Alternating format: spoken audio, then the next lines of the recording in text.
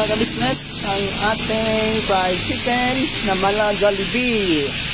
Pero mas masarap to sa Jollibee mga kabisnes. Mas masarap ang ating fried chicken mga kabisnes. Yan ang ating texture. Tingin, pasilit sa ating texture. Yan, napakasarap. Yan o. So tingin ko lang mga kabisnes, ulam na ang ating fried chicken. Yan, yan ang ating texture sa ating fried chicken. Kita natin yung legs. Ito yung kanyang hita, yung thigh part. Yan. Yan ang kanyang texture. Ayan. At yung ating legs. Okay, ito ang yung legs mga kabisnes. Ayan, ganyan.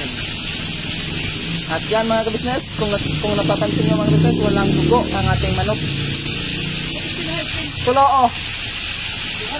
Aduhara. Balik ka na taon. Napanutunon. Manok ko sa nga part?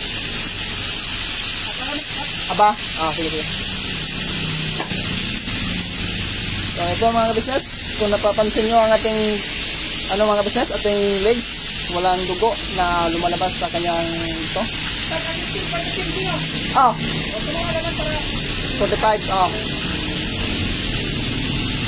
So yan mga kabisnes. Kaya tayo. Yan, kung napapansin nyo, walang dugo ang ating legs. So, maraming nagtataka dyan mga kabisnes kung paano dyan maiiwasan yung may dugo na lumalabas sa ating yung may kulay itim na lumalabas dito sa ating legs. So, may diskarte dyan mga kabisnes. Bakit boy?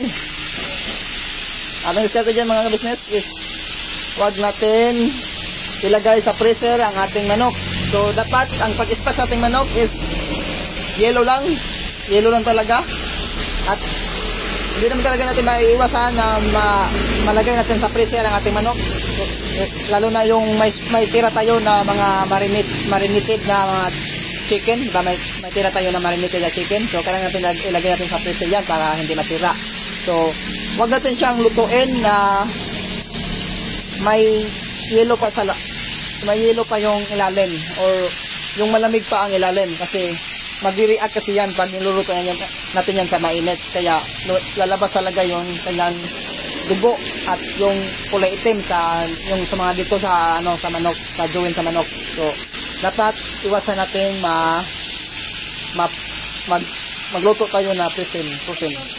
Opa. Sa taon pa. Karon taon. Ano yung karon? Ano yung Iskena pa. Nag-vlog ko. Hi ang vlog. Hello. So yan mga business. Thank you for watching.